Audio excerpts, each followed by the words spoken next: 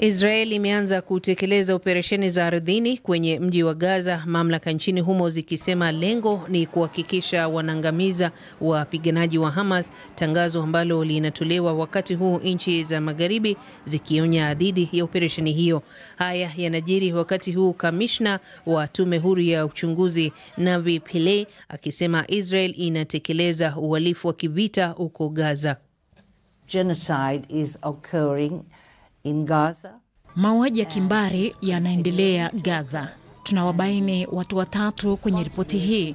Wa kwanza ni Waziri Mkuu Netanyahu, aliyekuwa waziri wa ulinzi Gallant na rais wa Israeli, ambaye matamshi yake akichochea mauaji ya kimbari yamerekodiwa kikamilifu.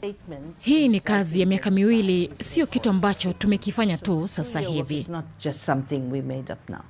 Ripoti kuhusu haki za binadamu huko Gaza inatolewa wakati huu jumuiya ya kimataifa ikiongeza shinikizo kwa Israel kusitisha vita na kundi la Hamas kuachia mateka unaoendelea kuwashikilia.